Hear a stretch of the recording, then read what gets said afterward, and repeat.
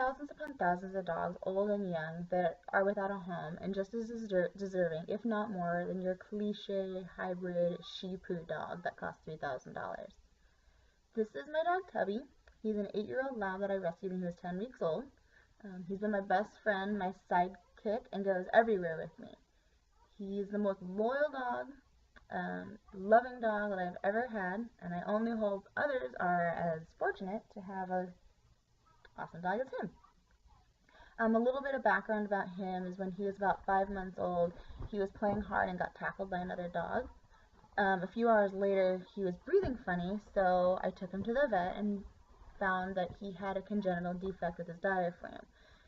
So what that means is his heart, his stomach and intestines had burst through his diaphragm, causing it to suffocate his lungs and heart. We had to do an emergency surgery, and ta-da! He's all better. Just a pretty penny. But I like to think that if I hadn't rescued him, he could have suffered in the shelter and possibly died because people might have not caught on as quickly as I had.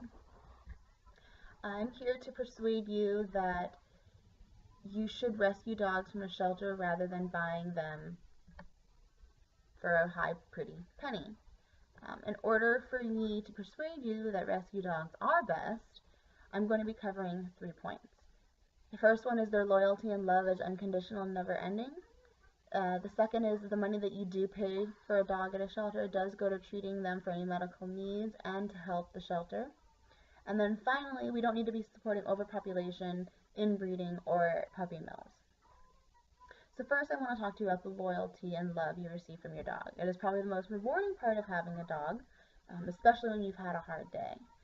When you think about having a dog, you probably think, this is going to be my best friend, we're going to go for walks, play fetch, and I'm going to be able to take them everywhere. So why wouldn't you choose a dog who's been locked up in a cage for probably most of their life and have been living on the streets?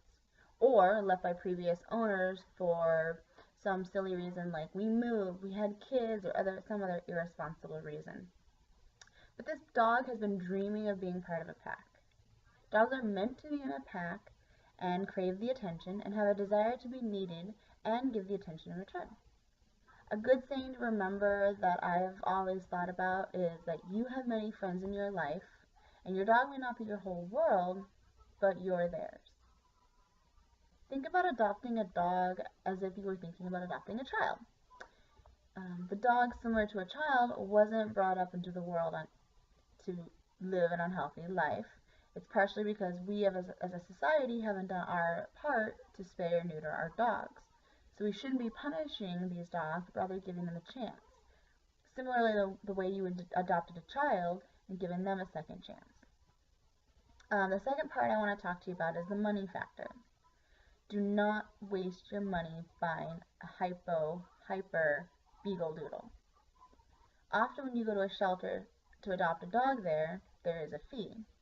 But it is minimal compared to buying your designer dog. The money I have paid for dogs I have adopted have gone to their shots, neutering, microchipping, or a donation to the shelter to provide care for the dogs that were left behind. So the next time you want to get a dog, think about it this way.